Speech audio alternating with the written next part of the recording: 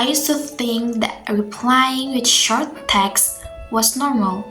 Sometimes I only reply with things like yeah, okay, or later. For me, those replies don't mean anything bad. It's just the way I communicate through texting. But then, someone I used to be close with started asking me questions like, are you okay?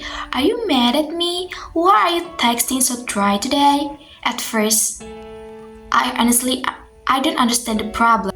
I felt completely fine, and in my mind, nothing was wrong. I kept thinking, I'm literally texting the same way I always do. But after a while, I realized that people cannot understand the same message in very different ways. Something that feels normal to one person can feel cold or distant to someone else. In that experience made me realize how important communication style in relationship and everyday interaction. So, in intercultural communication, this can be explained through the concept of high context and low context communication. Some people are more expressive when communicating. They like explaining their feelings clearly using longer message and giving detailed response.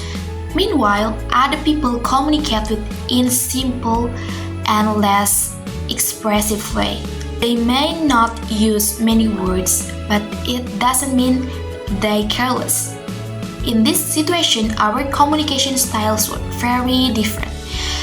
The other person was more expressive emotionally, while I was more quiet and simple texting. Because of that difference, misunderstanding happened easily.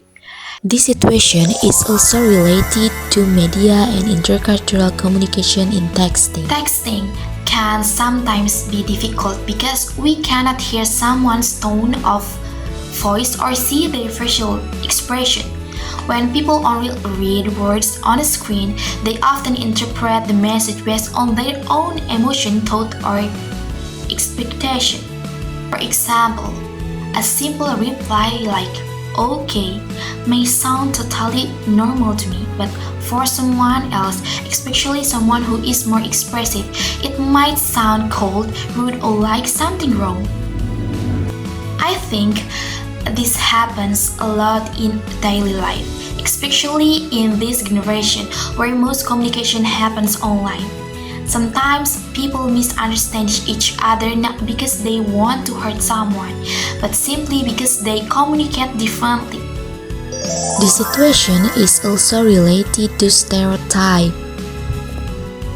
Everyone has different ways of showing emotion, care, or affection. Some people express it through long conversation, comforting words, or constant reassurance. Others may express it through action, presence, or simple responses. Neither communication style is completely wrong. They are just different. Through this experience, I learned that communication is not only about what we say, but also about how other people receive and understand our message. And I also learned that understanding someone's communication style is very important. Instead of immediately assuming that someone is angry, distant, or uninterested, sometimes we need to understand that people express themselves differently. Good communication requires patience, understanding, and effort from both sides.